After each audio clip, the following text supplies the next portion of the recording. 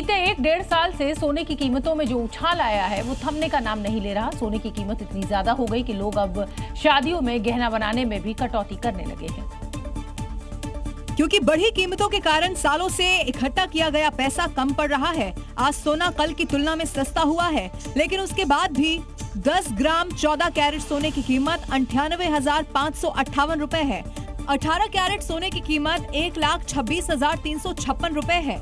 22 carat सोने की कीमत 1,54,323 रुपए है। 24 कैरेट सोने की कीमत 1,68,475 रुपए है।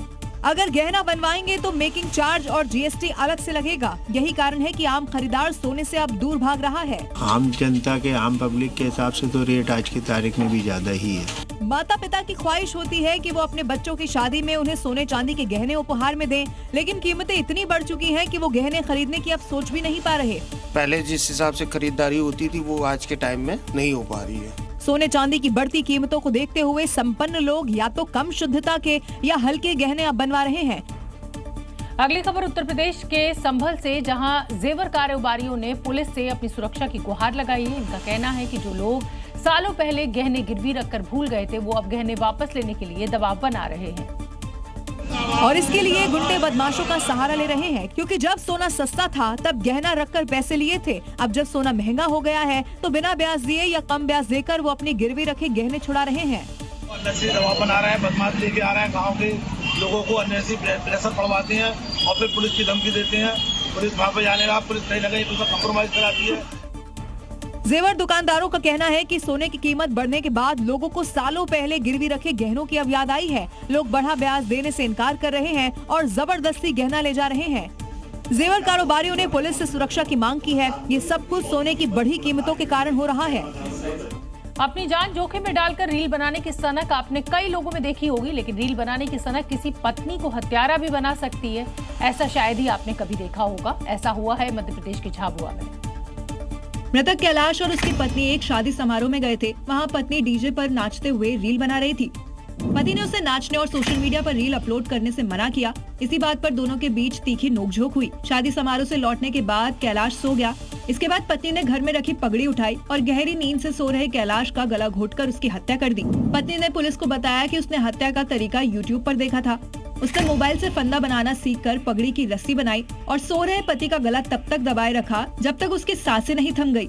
पुलिस को कैलाश की लाश बरामद हुई। पोस्टमार्टम में खुलासा हुआ कि युवक की गला दबाकर हत्या की गई है। पुलिस ने मामले की गहनता से जांच शुरू की है और तब खुलासा हुआ कि पत्नी ने रील की सनक में मर्डर किया है। पुलिस ने आरोपी पत्नी को गिरफ्तार कर लिया है। उत्तर प्रदेश के मथुरा में बालिका संरक्षण गृह से 5 नाबालिग लड़कियों के फरार होने का मामला सामने आया है। हैरान करने वाली बात यह है कि इन लड़कियों ने एक बेहद ऊंची दीवार को फांदकर इस घटना को अंजाम दिया। जिसे फांदने की हिम्मत अच्छे अपराधी तक नहीं कर सकते, उसे 5 लड़कियों ने मिलकर अंजाम दिया। छानबीन में पता चला लड़कियां अपने बॉयफ्रेंड से मिलने के लिए दीवार फांदकर भागी थी।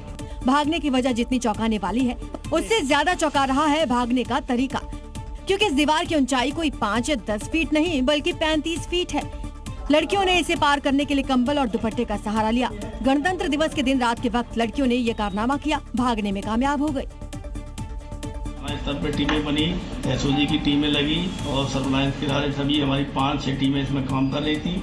इनमें से 4 बालिकाओं को कल बरामद कर लिया गया, लेकिन सीसीटीवी और दूसरे सुरागों से पुलिस उन तक पहुंच ही गई। बात पते की में इस समय की बड़ी खबर कर्नाटक से आपको बता दें, यहाँ एक रिश्वतखोर को पकड़ा गया है। वो चिल्लाने लगा। लोकायुक्त पुलिस ने अब इस इंस्पेक्टर को पकड़ा है। 4 लाख रुपए रिश्वत लेते रंगे हाथों पकड़ा गया। बिल्डर ने दर्ज कराई काम के बदले इंस्पेक्टर ने ये रिश्वत दी।